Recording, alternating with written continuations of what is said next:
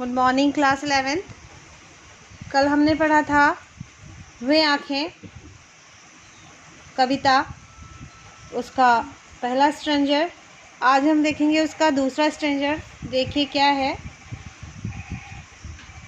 लहराते हुए खेत द्रगों में हुआ बेदखल वह अब जिनसे हंसती थी उसके जीवन की हरियाली, जिनके तृण तृण से आँखों में ही घूमा करता वह उसकी आँखों का तारा, कारकुनों की लाठी से जो गया जवानी ही में मारा।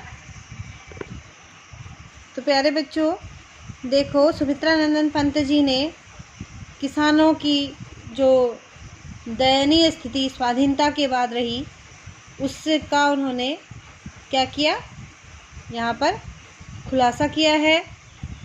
और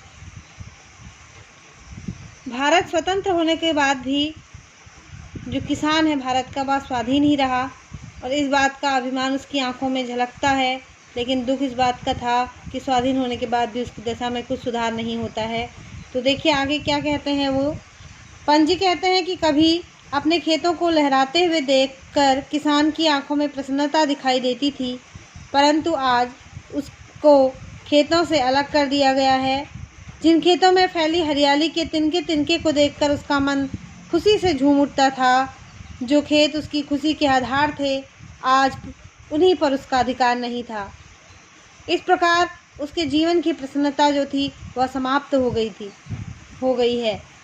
आज वही किसान ऐसे हाशिए पर खड़ा है जहां उसका जीवन बिल्कुल नीरस व वीरान हो चुका है।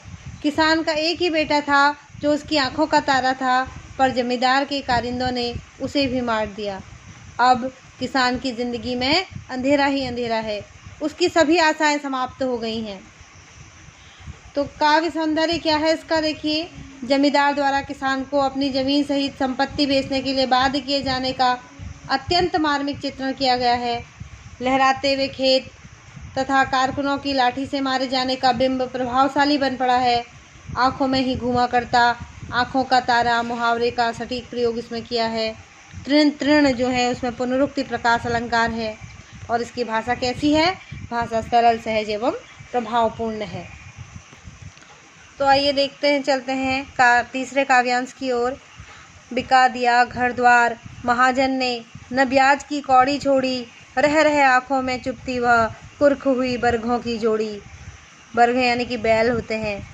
उजरी उसके सिवा किसे अब पास दुहाने आने देती, उजरी यानी कि उसकी गाय।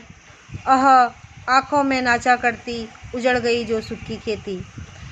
अब यहाँ बहुत ही जो करुण है, करुण रस का यहाँ पर प्रयोग हुआ है। इस काव्यांश में महाजन द्वारा अपना मूल और ब्याज वसूलने के लिए किसान पर किए गए अत्याचारों का मार्मिक चित्रण यहाँ पर किया गया है। कवि किसान की दुर्दशा का वर्णन करते हुए कहता है कि किसान हमेशा ही महाजनों के कर्ज में दबा रहा। चाहे भारत की गुलामी का समय हो या अब आज़ादी का, महाजन ने अपना पैसा वसूलने के लिए किसान के घर द्वार सब नीलाम करवा डाले। खेत पहले ही खाली करवा लिए गए थे। अब जब बैलों की जोड़ी थी वह भी देखते देखते नीलाम हो गई, जो किसान को बहुत प्रिय थी। वह जोड़ी आज भी बार बार उसकी आंखों में चुभती रहती है, अर्थात उसे उनका स्मरण हो उठता है, जिससे उसे अत्यधिक पीड़ा होती है। किसान के पास एक सफ़ेद गाय थी जिसे वह उजरी कहता था। गाय भी अपना दूध दूहने के लिए किसान के अतिरिक्त किसी को अपने पास नहीं आने देती थी। आज वह गाय भी बिक गई, उसकी सुख की खेती उजड़ गई, अर्थात वर्षों के परिश्रम से बनाया गया घर, उसकी धन संपदा, पशु संपदा सब बिक गए। ये सारे दृश्य जो थे उसकी आंखों के सामने नाचा करते हैं, अर्थात वो स्मृति अभी भी सुखद लगती है, लेकिन वह सारा सुख जो था वह चला गया। इस काव्यांश में किसान की दयनीय स्थिति का चित्रण किया गया। मुहावरे, इसमें मुहावरेदार भाषा का प्रयोग किया गया, जैसे आँखों में चुभन, आँखों में नाचना। काव्यांश में अनुप्रास अलंकार की छटा दिखाई देती है, जैसे घर द्वार, कौड़ी छोड़ी, उजरी, उसके, किसे, कब आदि अनुप्रास अलंकार है। रह में पुनरुक्ति प्रकाश अलंकार है। बरघों शब्द में ग्रामीण शब्दों की विशेष जानकारी मिली है। भाषा सरल और प्रभावपूर्ण है। आगे देखिए काव्यांश 4।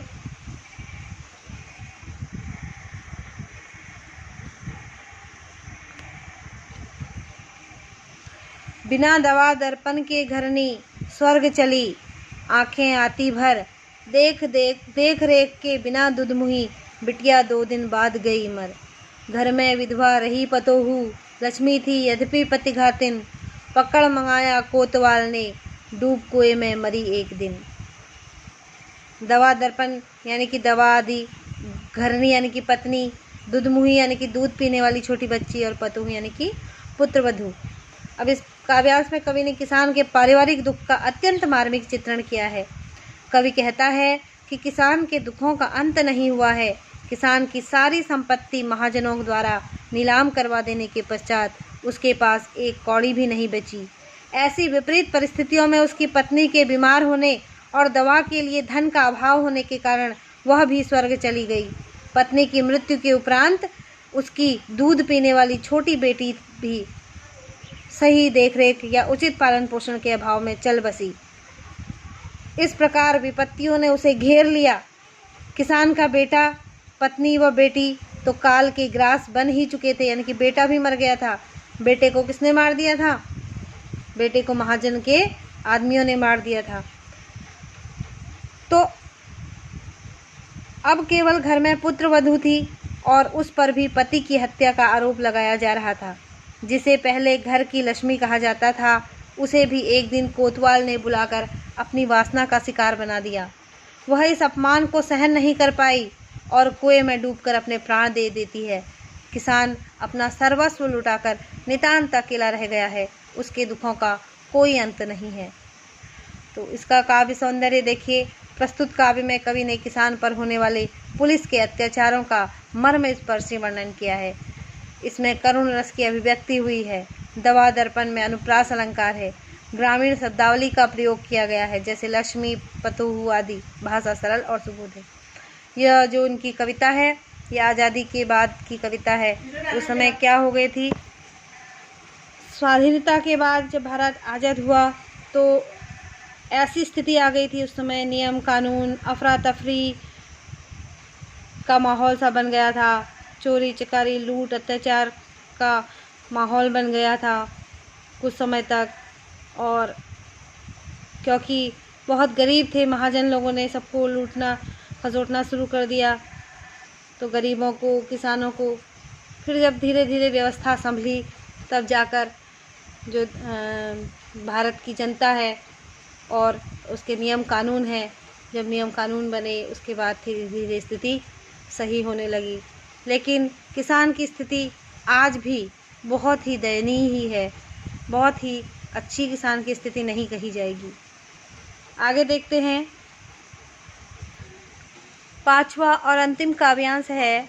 खैर पैर की जूती जोरू, न सही एक दूसरी आती, पर जवान लड़के की सुध कर, सांप लौटते फटती छाती। पिछले सुख की स्मृति आंखों में, क्षण भर एक चमक है लाती, तुरंत शून्य में गड़ वह चितवन, तीखी नोक सदस्य बन जाती। प्रस्तुत काव्यांश में किसान की मनोदशा का अत्यंत संवेदनशील चित्रण किया गया है। कवि कहता है कि पत्नी को आमतौर पर पैर की जूती के समान तुच्छ समझा जाता है।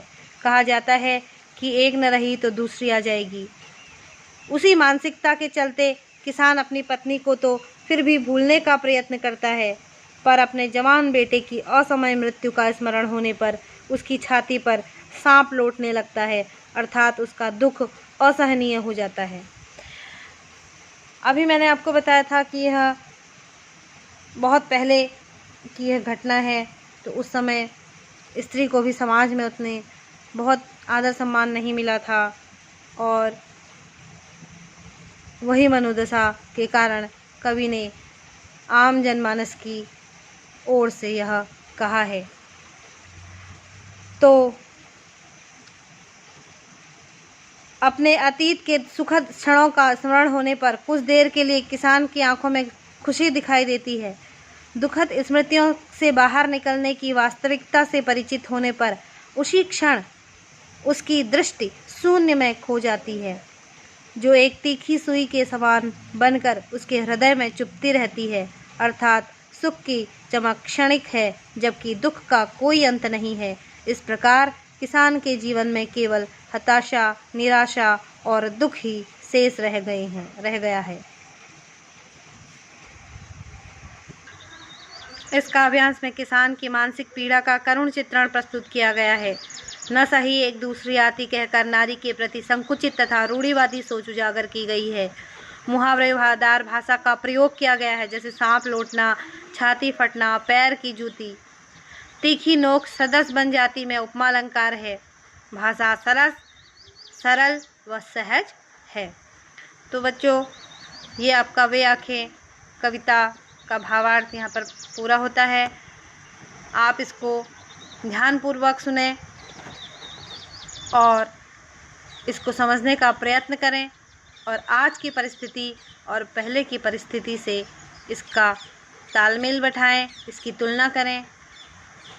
उसके बाद इसकी क्वेश्चन आंसर मैं आपको नेक्स्ट वीडियो में बताती हूँ। तब तक के लिए इतना ही काफ़ी है।